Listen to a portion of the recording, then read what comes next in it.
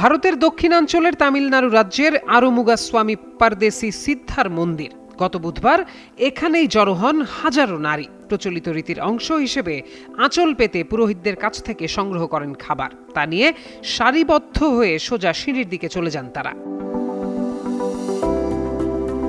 অবাক করা ব্যাপার হলো, সংগৃহীত খাবার কোনো পাত্রে নয়, সরাসরি রাখা হয় সিঁড়ির মেঝেতে। এরপর উপস্থিত নারীরা হাঁটু গেড়ে বসে পড়েন, দুই হাত পেছনে আবদ্ধ করে রাখেন। এর মধ্যেই চলে কিছু ধর্মীয় আনুষ্ঠানিকতা। তারপর হাত পেছনে রেখেই মেঝের কাছে মুখ নিয়ে শুরু করেন খাওয়া। আর এই পুরো প্রক্রিয়া শুধুমাত্রই একটি সন্তানের আশায়।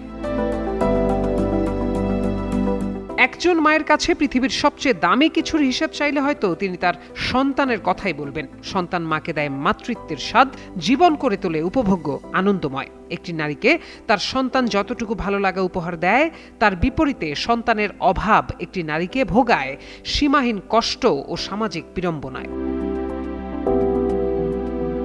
তামিলনাড়ুর আরুমুগাস্বামীর মন্দিরে সেই সন্তানের আশাই প্রতি বছর জড়ো হন হাজারো নিঃসন্তান নারী। তামিল পঞ্জিকা অনুসারে আষাঢ়ী অমাবস্যার দিন তিরুভান্নামালাই জেলার সেতুপেটের এই মন্দিরে অনুষ্ঠানটি আয়োজন করা হয়। এখানে ভক্তরা সন্তান ধারণের আশায় মাটি থেকে শুধু মুখ দিয়েই খাবার তুলে খান।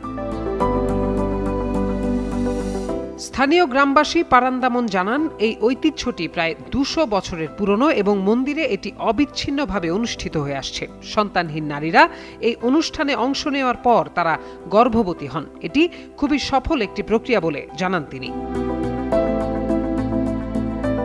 প্রতি বছর আরুমুগাস্বামী শত শত ভক্তকে আকর্ষণ করে চলেছে। বিশেষ করে মহিলারা তাদের পরিবারের পূর্ণতার আশায় এখানে আসেন। যাদের মনের আশা পূরণ হয় তারাও ভক্তি ও ঈশ্বরের প্রতি কৃতজ্ঞতা প্রকাশের জন্য ফেরেন মন্দির প্রাঙ্গণে। প্রত্যয় দাস, যুগান্তর নিউজ।